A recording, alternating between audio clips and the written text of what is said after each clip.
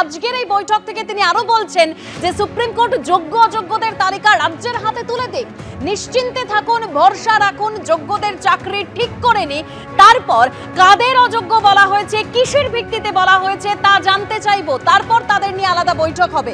কি বললেন তিনি, শোনাবো। Damro's clearance sale is here with up to 50% off on selected products. Don't miss out. Visit your nearest Damro showroom now. Damro, internationally trusted furniture. আগে যোগ্যদেরটা হয়ে যাক, বাদ বাকি যারা থাকবেন, যাদের অযোগ্য বলা হচ্ছে তাদের বিরুদ্ধে কি কি এভিডেন্স আছে আমি দেখব। সত্যিই যদি এভিডেন্স প্রমাণিত হয় তারা অযোগ্য, তখন আমার কিছু হয়তো করার থাকবে না ওই ডিপার্টমেন্টে, কিন্তু সেটা নিয়ে আমরা আলোচনা করব পরে। আগে ফার্স্ট ফেজ যোগ্যদেরটা রক্ষা করা, সেকেন্ড ফেজ কাকে অযোগ্য বলেছে, কেন বলেছে, কি কারণে বলেছে, কোন এজেন্সি তদন্ত করেছে, কি কি কাগজপত্র আছে, টোটালটা দেখব। তারপরে তাদের নিয়ে আমি আলাদা করে মিটিং করে আমাদের কথা বলবো। আমার মনে হয় আপনারা নিশ্চিন্তে থাকুন, চিন্তা করবেন না এবং যোগ্য অযোগ্যের মধ্যে গন্ডগোল লাগাবেন না। ভাই ঠিক আছে, ঠিক আছে, যে কেউ অ্যাপ্লিকেশন দিতে পারেন। আমি এটাই বলবো, নিশ্চিন্তভাবে আপনারা বাচ্চাদের শিক্ষা দিন এবং যোগ্যরা যারা আছেন শিক্ষা দিন, শিক্ষিত করুন। বাদবাকি যারা আছেন আমি বলেছি তো পরে কথা বলবো, তাদের সাথেও যখন সুযোগ হবে আমি নিশ্চয়ই তাদের কথা শুনবো এবং ফার্স্ট আমাকে তদন্তটা করতে দিন।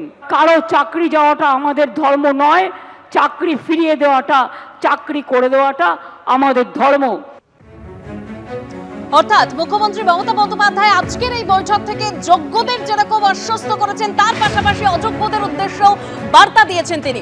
আমাদের সঙ্গে এই মুহূর্তে অযোগ্যদের উদ্দেশ্যেও আশ্বাস দিয়েছেন তিনি। আমাদের সঙ্গে এই মুহূর্তে টেলিফোন লাইনে রয়েছেন সিপিএম নেতা শতরূপ ঘোষ। শতরূপ, একেবারে মুখ্যমন্ত্রী মমতা বন্দ্যোপাধ্যায় তিনি বলছেন যোগ্যদের চাকরি ঠিক করে নি, তারপর কাদের অযোগ্য বলা হয়েছে, কিসের ভিত্তিতে বলা হয়েছে তা নিয়ে আলাদা পরে বৈঠক হবে। অর্থাৎ যোগ্যদের পাশাপাশি অযোগ্যদেরও তিনি আশ্বস্ত করেছেন।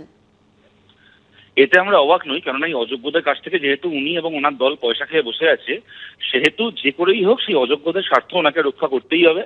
কিন্তু এইটুকু বলছি, এইটা করতে গিয়ে যেটা মুখ্যমন্ত্রী করলেন তা হচ্ছে এইবার যে নিয়োগটা হবে সেইটা যাতে আবার আদালত থেকে বাতিল হয়ে যায় তার ব্যবস্থা, তার সূত্রপাত উনি আজকেই করে দিলেন।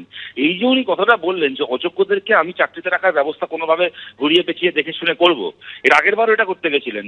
সুপার নিউমারিক পোস্ট ক্রিয়েট করে যারা টাকা দিয়ে চাকরি কিনেছে তাদের চাকরি রক্ষা করতে গেছিলেন, সেইটার জন্যই 26,000 ছেলে মেয়ের চাকরি চলে গেল। আজকে উনি আবার সেই একই জিনিসের ব্যবস্থা করলেন। এই কারণেই আমরা বলেছিলাম টাকা খেয়ে বসে থাকা মমতা বন্দ্যোপাধ্যায়ের হাতে কোনো স্বচ্ছ নিয়োগ সম্ভব নয়। সেই কারণে কোর্ট অ্যাপয়েন্টেড একটা কমিটির দ্বারা এই নিয়োগ হোক, এসএসসির মাধ্যমে বা রাজ্য সরকারের মাধ্যমে এই নিয়োগ যদি 100 বার হয় তাহলে 100 বারই চুরি হবে এবং 100 বার আবার সেই নিয়োগ বাতিল হবে। ধন্যবাদ শতরূপ।